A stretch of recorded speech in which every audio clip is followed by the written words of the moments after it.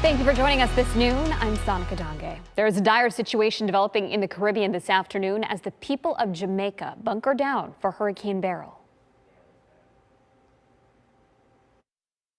We saw the storm surge, we saw the devastation that these countries have been encountering, and it makes us have to stop to consider how will we prepare ourselves to face something like that.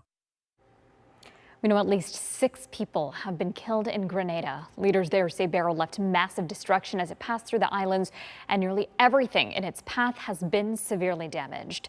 Small Caribbean islands have dozens of flattened homes, and others are now without power. So we want to bring in First Warning meteorologist Cam Tran. Where exactly is Beryl now? It's just southeast of Kingston, Jamaica. We are expecting this to move right over. Actually, it's affecting Jamaica as we speak already. We're expecting life-threatening storm surge as well as heavy rain, upwards of a foot of rainfall in some spots in Jamaica. And that's not the only area that we're seeing impacts. You can see some of that impacts also towards the western portions of the Hispaniola. Winds right now of Beryl around 145. So still Category 4 system as it concerns move to the west-northwest at 18 miles per hour. Pressure now down to 954. So it's expected to move, at least the center of circulation, expect to move just due south of Jamaica.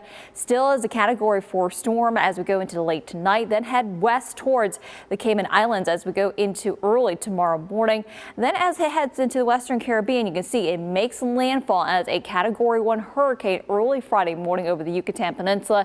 Enters the Gulf of Mexico as a tropical storm where it has a brief window where it is expected to actually re-strengthen back to a Cat 4 hurricane, Cat 1, hurricane, as it heads towards either South Texas or eastern Mexico. So still watching its path very closely here, but notice we have hurricane warnings already in effect for the eastern portions or for the Yucatan Peninsula. So we're watching that, and we also have tropical storm watches on the western portions of the Yucatan Peninsula as that system heads west. So there's basically 2 camps here.